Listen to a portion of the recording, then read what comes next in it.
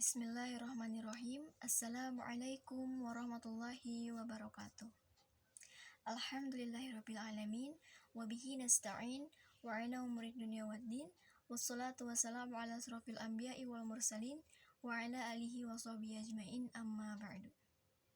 Pertama-tama dan yang paling utama, marilah kita panjatkan puji serta syukur kita atas kehadirat Allah Subhanahu wa Ta'ala yang telah memberikan rahmatnya kepada kita semua, sehingga kita semua bisa berkumpul dalam keadaan sehat walafiat, dalam rangka memperingati peristiwa turunnya Al-Quran, atau yang kita sebut dengan istilah nuzulul Quran. Sholawat serta salam semoga tercurah limpahkan kepada junjungan alam, kekasih alam, Habibana wa Nabiyana wa Maulana Muhammad Sallallahu Alaihi Wasallam, kepada para sahabatnya, kepada keluarganya, tabi'in serta tabi'atnya, serta kita semua selaku umatnya. Hadirin wal hadirat rahimakumullah. Turunnya Al-Quran merupakan peristiwa yang sangat penting bagi kehidupan manusia. Karena dari Al-Quran, seseorang dapat keluar dari gelapnya kebodohan dan dari kekafiran menuju cahaya kebenaran, yaitu dinul Islam atau agama Islam. Kitab suci Al-Quran pertama kali diturunkan pada tanggal 17 Ramadan. Oleh karena itu, bulan Ramadan merupakan tonggak panjang dalam sejarah umat manusia, yang memisahkan antara zaman gelap gulita dan zaman terang benderang, antara yang hak dengan yang batil. Di suatu tempat yang sunyi dan sepi, turun wahyu pertama kepada Rasulullah Sallallahu Alaihi Wasallam. Tempat itu merupakan Gua Hiro, yang kemudian dinamakan dengan Jabal Nur atau gunung yang bercahaya. Dalam Al-Quran surat Al-Anfal ayat 41 dijelaskan bahwasanya Al-Quran itu diturunkan pada tanggal 17 Ramadan, yang artinya, ketahuilah, sesungguhnya apapun yang kamu peroleh sebagai rampasan perang, maka seperlimanya untuk Allah, Rasul, kerabat Rasul, anak-anak yatim, orang-orang miskin, dan ibnu sabil.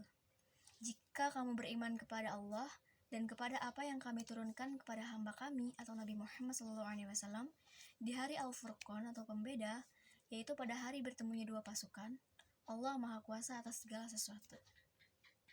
Kalimat pada hari kedua pasukan bertemu yang terdapat dalam ayat tersebut maksudnya adalah peperangan Badar antara kaum muslimin dengan kaum musyrikin, dan peristiwa itu terjadi pada malam tanggal 17 Ramadan. Al-Quran diturunkan pada bulan yang suci. Selain bulan yang penuh rahmat dan juga pengampunan, Ramadan juga dikenal sebagai bulan yang mulia, sebab Al-Quran diturunkan pada bulan ini sebagai pedoman dan juga petunjuk bagi kaum muslimin, sebagaimana yang telah Allah firmankan pada surah Al-Baqarah ayat 185, yang artinya, bulan Ramadan adalah bulan yang di dalamnya diturunkan Al-Quran sebagai petunjuk bagi manusia dan penjelasan-penjelasan mengenai petunjuk itu serta pembeda antara yang hak dengan yang batil. Oleh karena itu, siapa di antara kamu hadir di tempat tinggalnya atau bukan musafir pada bulan itu, berpuasalah. Siapa yang sakit atau dalam perjalanan lalu tidak berpuasa, maka wajib menggantinya sebanyak hari yang ditinggalkannya pada hari-hari yang lain. Allah menghendaki kemudahan bagimu dan tidak juga menghendaki kesukaran. Hendaklah kamu mencukupkan bilangannya dan mengagungkan Allah atas petunjuknya yang diberikan kepadamu agar kamu bersyukur. Nah, ayat tersebut mengingatkan kita untuk selalu bersyukur kepada Allah. Karena dengan datangnya kitab suci Al-Quran ini, kita bisa selamat baik di dunia maupun di akhirat. Hadirin wal hadirat rahimakumullah. Peristiwa bersejarah itu menjadi garis pemisah antara zaman jahiliyah dengan zaman ilmu pengetahuan, yang sekaligus memisahkan antara yang hak dengan yang batil, antara kezaliman dengan keadilan, antara kekacauan dengan ketertiban. Adapun wahyu pertama yang diturunkan kepada Nabi Muhammad SAW adalah surat Al-Alaq ayat 1-5 yang berbunyi, Bismillahirrahmanirrahim. Iqra bismi rabbikal ladzi khalaq. Khalaqal insana min 'alaq. Iqra wa rabbukal akram. Alladzi 'allama bil qalam. 'Allamal insana ma lam ya'lam. Yang artinya, bacalah dengan menyebut nama Tuhanmu yang menciptakan.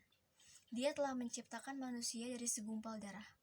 Bacalah, Tuhanmulah yang paling mulia, yang mengajar manusia dengan pena.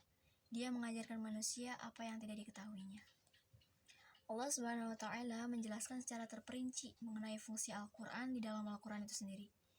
Nah, diantaranya mengenai fungsinya sebagai Al-Huda atau petunjuk, lalu Al-Furqan sebagai pemisah antara yang hak dengan yang batil, Al-Mubayyin sebagai penjelas, lalu Rahmat sebagai bukti kasih, Nur penerang kehidupan, dan Syifa obat batin, dan juga lain sebagainya. Itu semua membuktikan betapa agungnya nilai Al-Quran.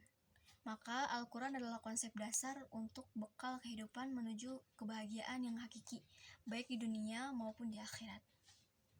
Jika kita membaca Al-Quran secara harfiah saja, kita sudah mendapatkan pahala. Tentu saja sebagai rangsangan agar kita tergugah untuk banyak membaca, mempelajarinya, menghafal, dan juga mengamalkannya. Karena jika dilihat dari sisi kejiwaan, dengan membaca Al-Quran, terjadi pengikatan batin antara si pembaca dengan sang pencipta. Pernah suatu ketika seorang sahabat bernama Mu'az bin Jabal meminta wasiat kepada Rasulullah SAW ketika ia sedang di perjalanan bersama beliau. Kemudian Nabi Muhammad SAW berpesan, "Kalau kamu menghendaki kehidupan orang yang beruntung, kematian orang yang mati syahid, selamat pada hari perkumpulan padang mahsyar, keteduhan hari yang panas di akhirat, petunjuk dan kesesatan, maka langgengkanlah membaca Al-Quran. Karena sesungguhnya Al-Quran itu adalah kalam Allah yang Maha Pengasih, benteng pelindung dari setan, dan menambah nilai timbangan amal kebajikan."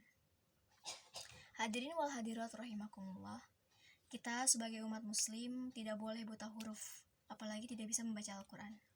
Oleh karenanya, saya menghimbau dan juga mengajak kepada para orang tua untuk senantiasa mengajarkan anak-anaknya tentang membaca dan menulis huruf hijaiyah. Kemudian, belajar tentang agama Islam agar kelak mereka tidak buta huruf dan menjadi manusia yang bermanfaat bagi diri sendiri, orang tua, keluarga, agama, serta nusa dan bangsa. Amin ya rabbal alamin. Hadirin wal hadirat rahimakumullah, melalui peringatan Nuzul Quran ini, marilah kita berusaha untuk menjadi orang yang gemar membaca, mempelajari, menghafal, mengamalkan Al-Quran, agar kelak di akhirat Al-Quran bisa menjadi syafaat bagi kita. Amin. Hadirin yang saya hormati, demikianlah pidato yang dapat saya sampaikan pada peringatan malam Nuzul Quran ini. Semoga kita semua termasuk dalam orang-orang yang dirindukan oleh syurga.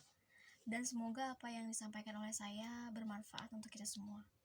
Yang baik datangnya dari Allah dan yang buruk datangnya dari diri saya sendiri. Kurang lebihnya saya mohon maaf. Wabillahi taufiq wal hidayah. Wassalamualaikum warahmatullahi wabarakatuh.